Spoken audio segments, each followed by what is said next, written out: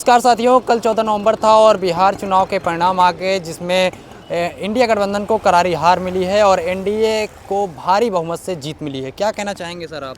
ये अप्रत्याशित है जो जीत हुई है। चुनाव आयोग के ऊपर आरोप लग रहा है स्वच्छता से चुनाव आयोग के ऊपर तो उंगली अभी से नहीं उठ रही है। चुनाव आयोग पे उंगली 2019 से उठ रही है और अभी जो स्थितियाँ हुई हैं पूरी तरह से चुनाव आयोग ने बेईमानी की है, धांधली की है, मशीनों को सेट किया गया है, लोकतंत्र की हत्या हुई है पूरी तरह से बिहार के अंदर। आपने देखा होगा सोशल मीडिया में, आप भी नौजवान साथी हैं, कि सोशल मीडिया के माध्यम से जिस तरह से जो माहौल था बिहार का, इस तरह से माहौल दिखता ही नहीं था कि इतनी बुरी हार गठबंधन की होगी।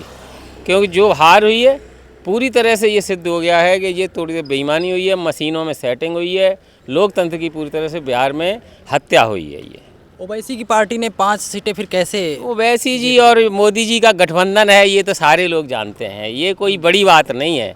ये हिंदुस्तान का बच्चा बच्चा जान गया है कि ओवैसी जी और मोदी जी ये गठबंधन है दोनों लोगों का। एक दूसरे के विरोध में बोलते जरूर हैं लेकिन ये दोनों लोगों का गठबंधन है। ये इसलिए ये जाते ही हैं, वोट कटुआ पार्टी है वो। तो जहाँ भी ओवैसी जी को ज़रूरत पड़ती है, मोदी जी को ओवैसी जी को लड़ाते ही हैं मुसलमानों के वोट काटने के लिए कि मुस्लिम उनके बहकावे में आकर के और उनके पार्टियों वोट करें और दूसरी पार्टियों को हराने का काम करें। तो उनकी जब सेटिंग है तो उनके क्षेत्रों में उन्हें 5 सीटें पहले भी थी, 5 सीटें अभी भी जीत के आए। उन्होंने कहा 5 सीटें मोदी मैजिक है, मोदी मैजिक नहीं, कोई मैजिक नहीं है। कहाँ था लोकतंत्र? इससे पहले 400 पार कर रहे थे, कहाँ मैजिक चला गया? मैजिक कोई भी नहीं है। मैजिक होता तो आपके खेसारी लाल जी की सभा हुई थी जहाँ खेसारी लाल छपरा चुनाव लड़ रहे थे, 2000 लोग उनको सुनने नहीं आए। ये स्थिति हो गई थी जबकि हमारे राष्ट्रीय अध्यक्ष अखिलेश यादव जी गए थे, 3 लाख पब्लिक थी। उसके बाद के विरोधी कह रहे हैं कि उन्होंने भगवान का अपमान किया, इस वजह से हार गए। ये तो गलत बात है। खेसारी लाल जी ने खुद कई जगह हमने सुना है कि उन्होंने टिप्पणियाँ की हैं कि मैं भगवान को मानता हूँ, राम को मानता हूँ, और हम तो अपमान कहाँ किया? किसको कहा कि भगवान मंदिर ना बने? किसने कहा? विपक्षी ट्रोल कर रहे हैं। विपक्षी तो विपक्षियों का काम ही है ट्रोल करने का, कि वो भगवान के सिर्फ पूरी जिम्मेवारी ली हुई है भगवान को बनाने की बीजेपी के लोगों ने कहा है कि ये जंगल राज का समापन है। नहीं, जंगल राज 20 साल पहले, और इनका 20 साल सत्ता हो गई, अभी भी जंगल राज की याद कर रहे हैं। तो ये तो बहुत बड़ी गलत बात है। आप सत्ता में आज 11 साल से बैठे हुए केंद्र में, 20 साल से बैठे हुए बिहार में, अभी भी जंगल राज की अगर बात आ रही है तो ये तो कमजोरी है मोदी जी बातें कर रहे हैं, कमज़ोर हैं मोदी जी खुद। ये सिर्फ इनका एक ही हथियार है, वो है मशीनों की सेटिंग के माध्यम से, सीधा बड़े अंबानी और अडानी के माध्यम से मशीनों में सेटिंग करके और लोकतंत्र की हत्या कर रहे हैं। राजद का भविष्य कैसे देखते हैं?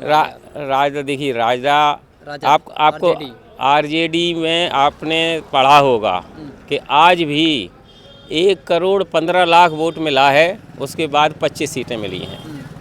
और बीजेपी को 96 लाख वोट मिला है, 96 लाख कुछ हज़ार, और उसके बाद 95 सीटें मिली हैं।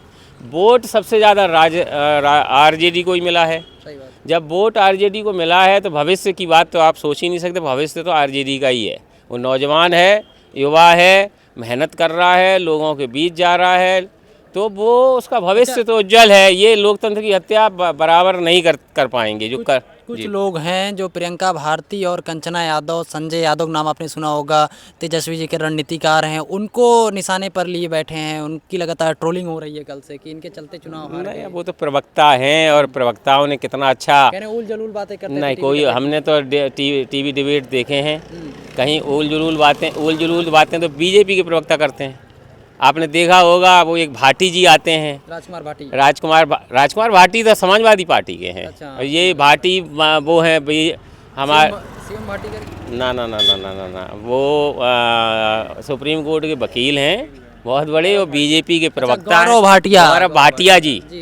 गौरव भाटिया जी आते हैं। आपकी नेशनल चैनल के सामने चड्डी पहन के बैठ के वाइट देते हैं, तो ट्रोल कौन नहीं करेगा ऐसे में। लेकिन प्रियंका भारती हों, चाहे वो आपकी कंचन यादव हों, बहुत अच्छी पढ़ी लिखी महिलाएं हैं और बहुत अच्छी प्रवक्ता हैं राजा की। उनके सामने बीजेपी के प्रवक्ताओं की बोलती बंद हो जाती है। तो उसके बाद कभी मैंने तो नहीं सुना कभी अभद्र भाषा का उन्होंने उपयोग किया हो। आज शुक्ला आपने देखा होगा, मीडिया के साथी हैं आप, शुक्ला जी को हमने सुना था कि माँ बहन की गालियाँ और सुरेंद्र राजपूत जी आई थी, दे रहे थे उनको आप। ये कितनी गलत बात है। ये तो मीडिया को उनको प्रतिबंध करना चाहिए कि इस तरह से मीडिया, नेशनल मीडिया में बैठ के आप माँ बहन की गाली किसी प्रतिष्ठित व्यक्ति को दे रहे हो। छोटा भी होता है तो उसको भी नहीं देना चाहिए। तो अभद्र भाषा का उपयोग थोड़ी देर किसी भी नेता को शोभा देता है। इतने बड़े नेशनल चैनल पर बैठ कर गाली दे, ये बीजेपी के लोगों की आदतें हो गई हैं। क्योंकि देख लिया उन्होंने कि उनका एक अच्छा मशीन मिल गई है जो उसको सेट करके उनको लोकतंत्र की हत्या करके और सत्ता पे बैठे रह रहे हैं। तो उनको लग रहा है कि ज़िंदगी भर यही चलेगा और शायद उनके बाल बच्चे भी उस सत्ता का उपभोग लेंगे, कोई ना कोई रास्ता निकलेगा। और आप देख लीजिएगा कि 2029 में लोकसभा में सिर्फ और सिर्फ गठबंधन की सरकार बनेगी। उसके अंदर मध्य प्रदेश में भी हम लोग प्रयास कर रहे हैं, समाजवादी पार्टी के लोग, कि यहाँ भी हम लोग इनको उखाड़ के फेंक देंगे। चलिए, बहुत बहुत धन्यवाद हमसे बातचीत करने के